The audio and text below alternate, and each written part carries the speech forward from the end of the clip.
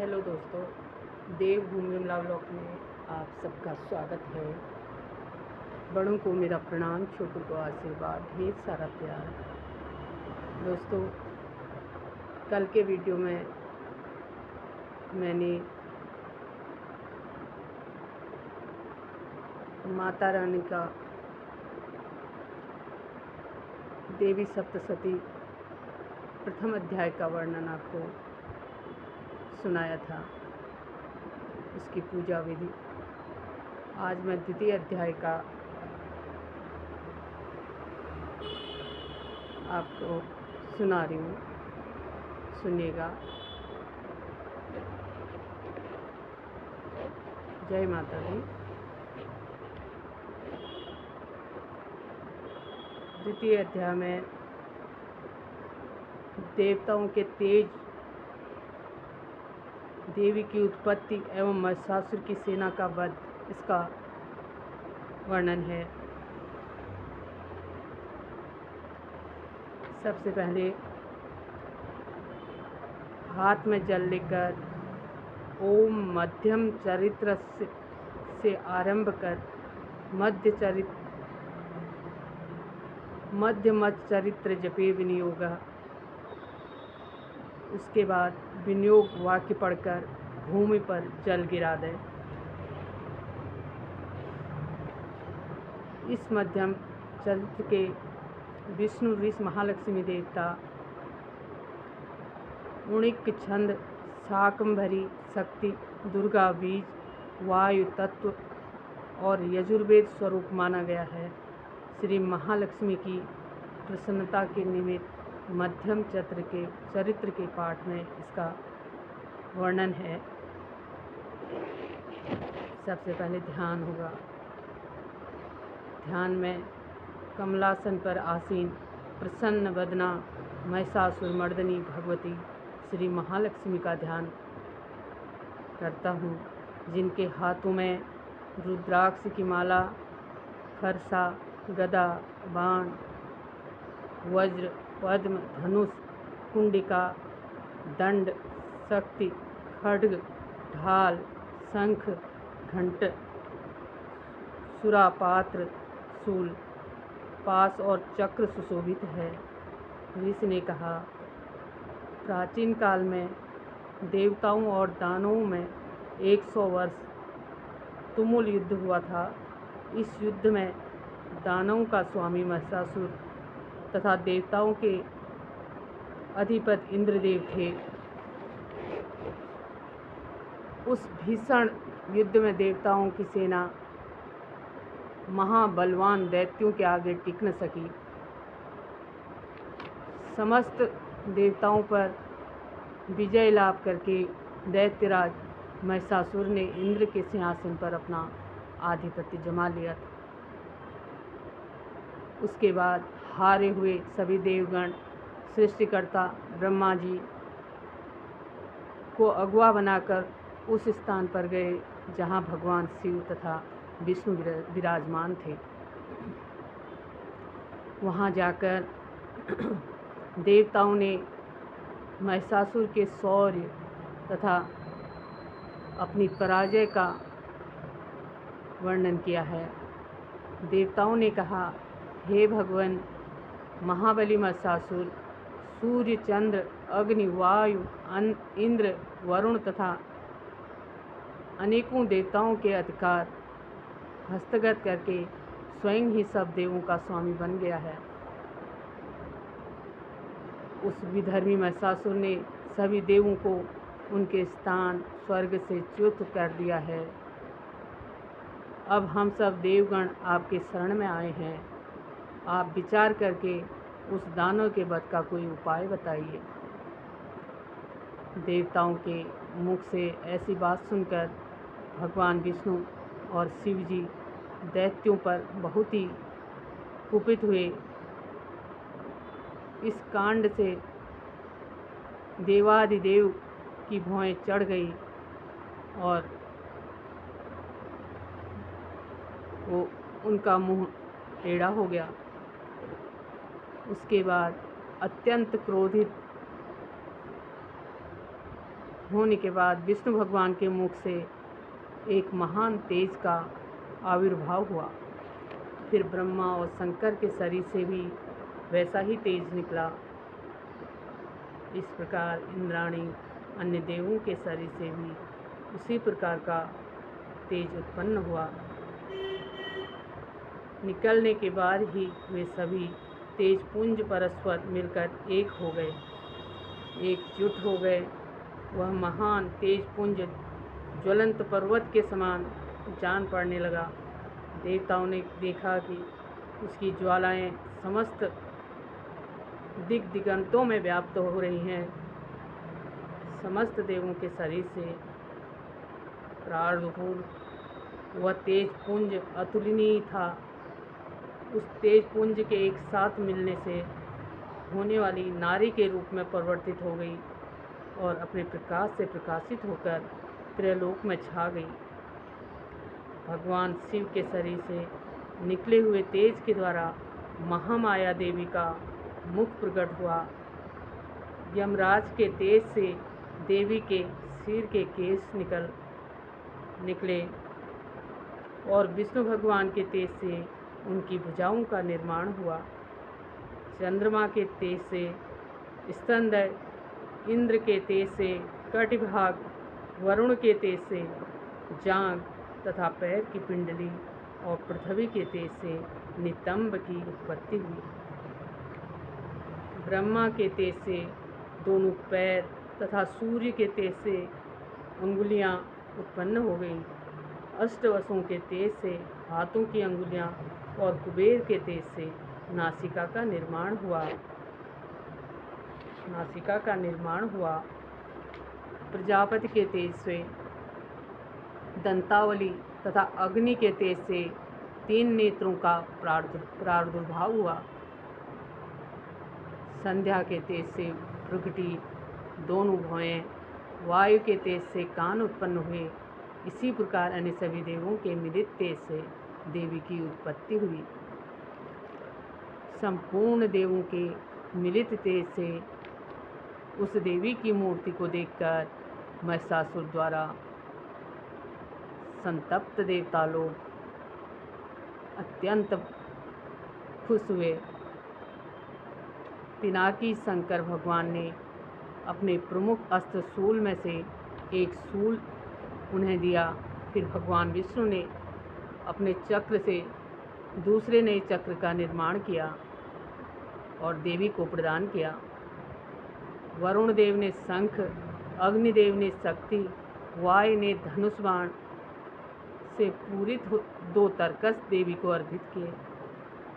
सहस्त्रलोचन देवराज इंद्र ने अपने वज्र से निर्मित एक वज्र तथा ऐरावत हाथी दे दिया और एक घंटा अर्पण किया। यमराज ने कालदंड द्वारा दंड, वरुण ने पास, प्रजापति ने स्फटिक की माला और सृष्टिकर्ता ब्रह्मा ने उन्हें अपने कमंडलू अर्पित किए। देवी के समृत रूपों में सूर्य ने अपनी रश्मियों का तेज भर दिया था। काल ने उन्हें अपनी चमकती हुई तलवार और ढाल दे दिया।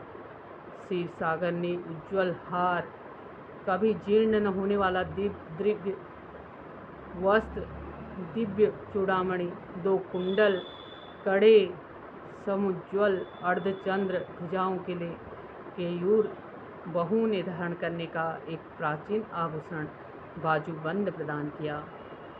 दोनों चरणों में धारण करने के लिए विमल नुपुर, गले की उत्तम हंसुली और सभी उंगलियों में धारण करने के लिए रत्न जड़ित अंगूठियों को अर्पित किया।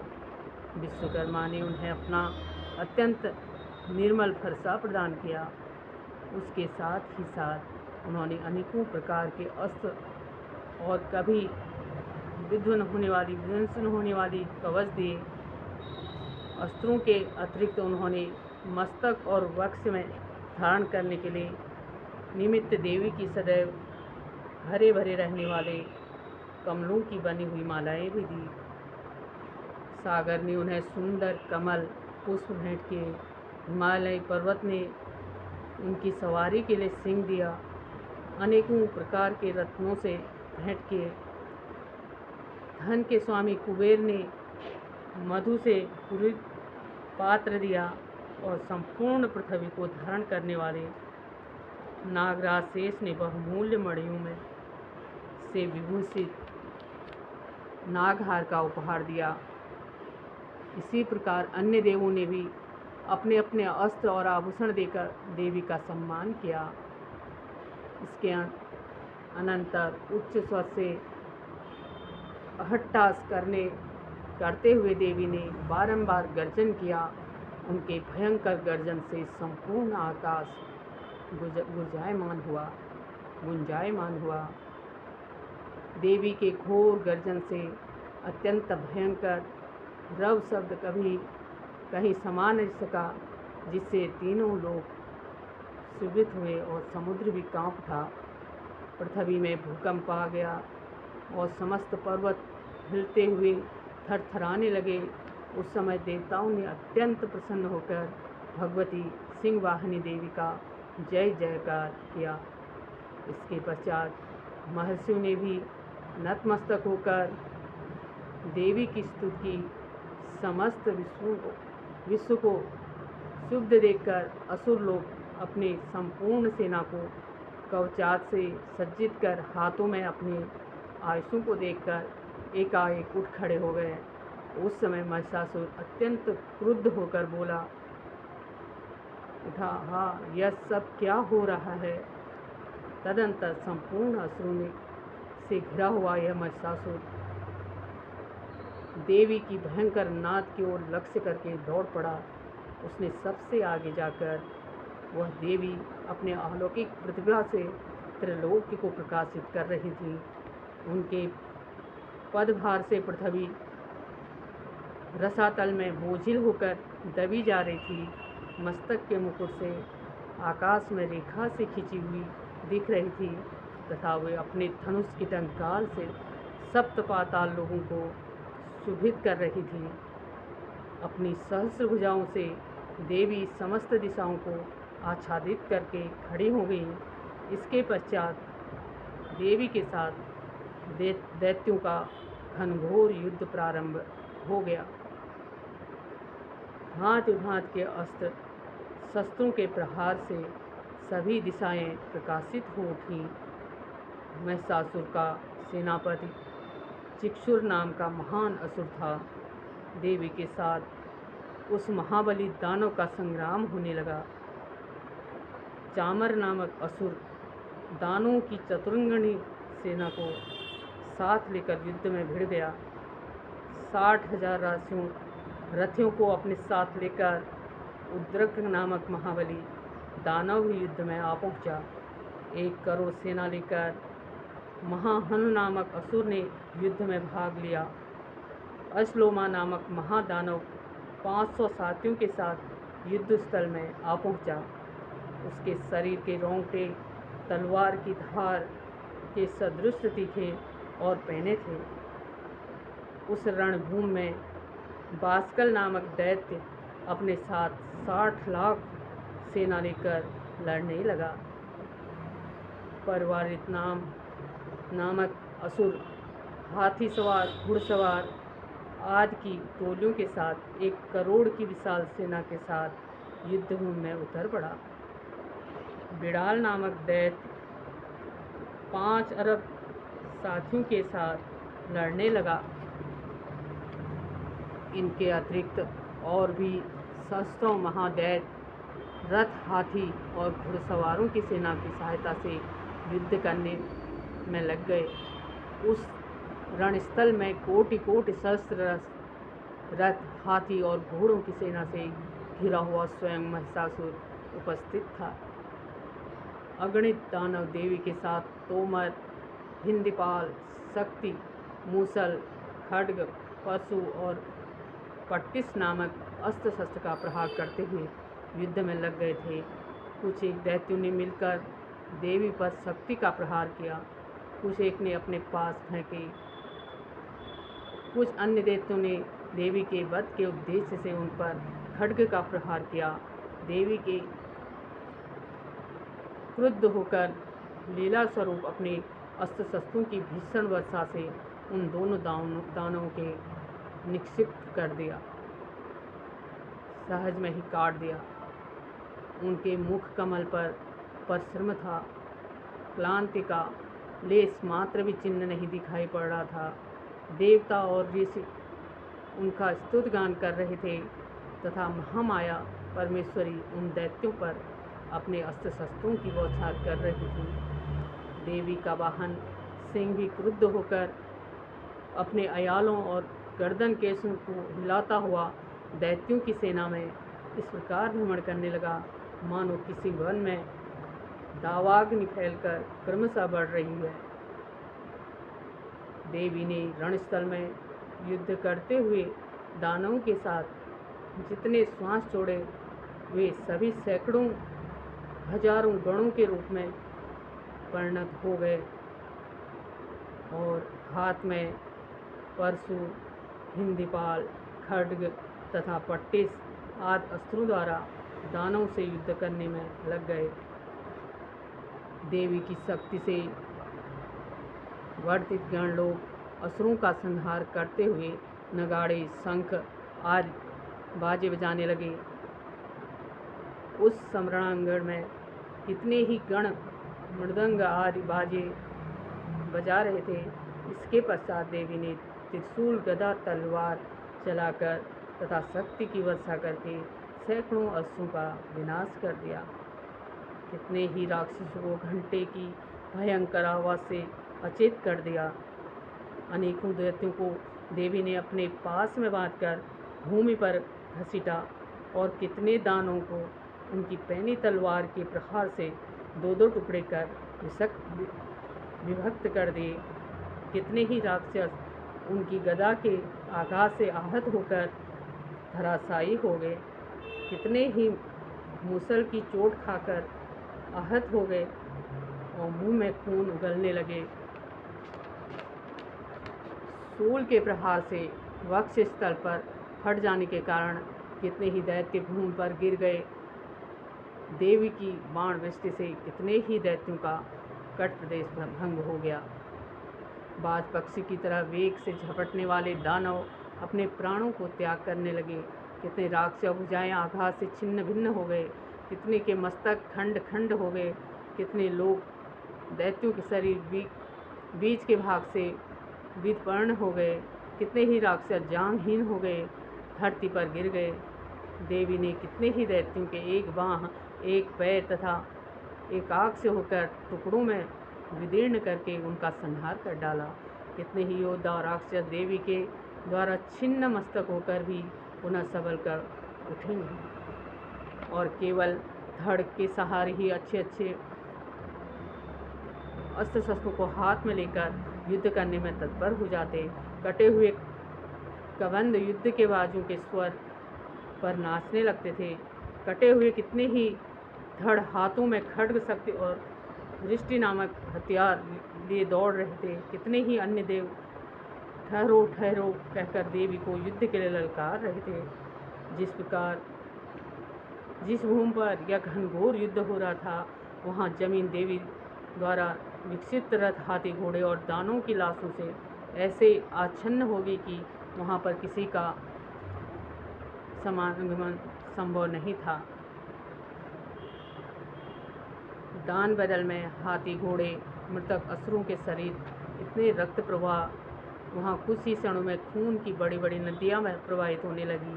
जिस प्रकार तूर्ण समूह और काष्ठ की विशाल राशि को अग्नि कुछ ही क्षणों में भस्म कर देती है, उसी प्रकार जगजननी जगदम्बा ने असुरों के उस विशाल दैत्य समूह को क्षण भर में ही नष्ट कर डाला। देवी का सिंह भी अपने गर्दन के बालों को हिला हिलाकर घोर गर्जन कर रहा था। कितने ही दैत्यों को उस गुरु गर्जन से ही मानो प्राण पखेरु होने लगे जा रहे थे। देवी के गणों ने भी उन दानों के साथ ऐसा भीषण युद्ध किया जिससे आकाश में दर्शक बने देवतागण भी प्रसन्न हो गए, बहुत प्रसन्न हुए और उन पर आकाश मार्ग से सुमन पुष्प की वृष्टि करने लगे। तो दोस्तों, ये था देवी सप्तशती का दूसरा अध्याय, जिसमें देवी ने दैत्यों का किस तरह वध किया, कैसे दैत्यों से मैं प्रहार किया, ये सब वर्णन मैंने आपको सुनाया।